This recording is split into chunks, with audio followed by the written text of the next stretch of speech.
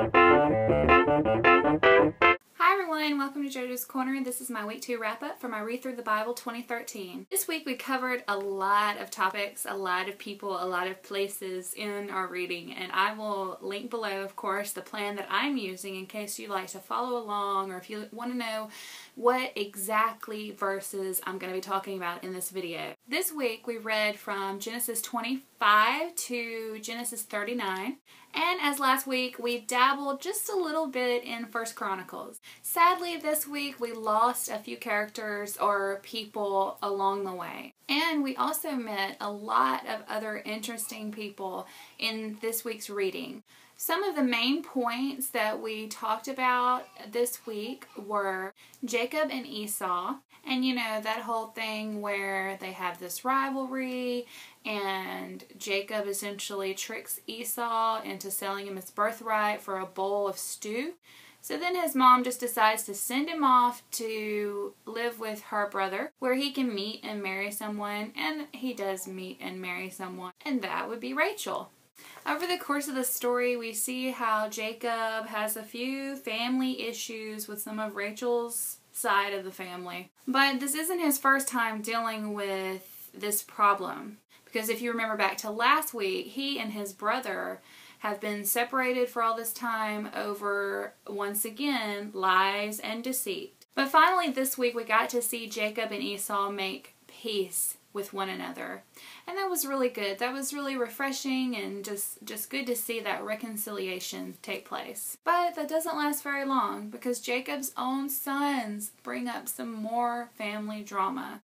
They have a lot of sibling rivalry, a lot of jealousy towards one brother in particular, and his name is Joseph. Joseph basically was the little bratty tattletale brother who would go and tell on all the other brothers. But what made this even worse was the fact that Jacob showed favoritism towards Joseph. You know, that you've heard of that coat, right? So the brothers conspire one day to basically just throw him in a pit and sell him as a slave and take his coat and dip it in some blood and tell their dad that, you know, some wild animal ate that boy. And then we get to follow Joseph as he journeys into slavery, and he basically becomes very highly favored in Potiphar's house. But poor old Joseph, he just can't stay away from trouble.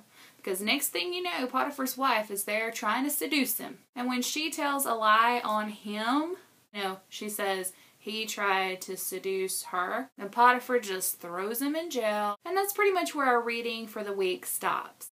Let me just encourage you, if some of these stories seem super uber familiar to you and you feel like you've heard them your whole life, I just want to encourage you to, take a fresh look at it. Let God open your eyes to something new, because I guarantee it doesn't matter how often you read it, how many times, if you're there looking for something, looking for God to show you something, He's gonna open your eyes to something completely new and different, and it will relate to you in a personal way. Day 13 was a little bit of a challenge for me personally because it was basically reading a lot of names, and at times that can seem just kind of like, why are there so many names and they're hard to pronounce, and who are these people and why am I reading this? As I read that day, I asked God to open my eyes and give me a fresh look at something that I would normally just kind of breeze right through and not really pay attention to, and He absolutely did. He showed me that each life matters. Each life is important. Each life is brief. My life is going to be just, a vapor, and then it's going to be gone. And what's really going to count is what I did for Christ.